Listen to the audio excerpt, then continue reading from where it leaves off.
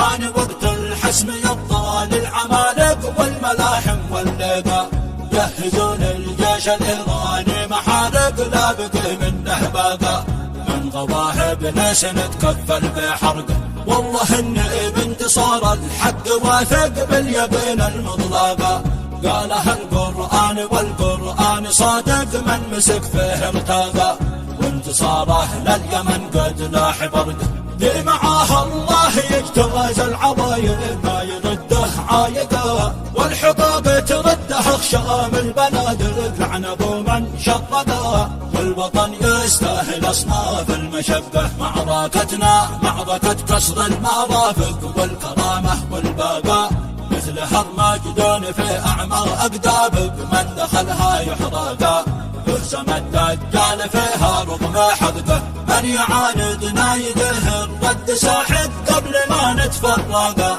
وربضنا في المدارس والخنادق خصمنا ما له وقا، ورمينا الخصم طيرنا بحلبه، يل والرابع يمن يا سيل دافق بالاسود الدفاقا، يا ميادين الوغى قود الفيانق بعد عبد الخالقه، والقياده للرجال المستحقه، والله انه يستحق على الفيانق والمقام السامقه، هو جنده في الوغى مثل البواشق والفتى من يسبقه، في الوطن بصماتهم غربه وشرقه، يا الاسود الرابضه فوق الشواهق انما الدنيا شاقه، يا نعيش بعزنا ولا انفارق والجنان المنتقى، والله العالم بما تنويه خلقه، وانت يا متورد الفرس المنافق من يواليك احمقا، انكشف امرك على رؤوس الخلايق فيك لن نترفقا،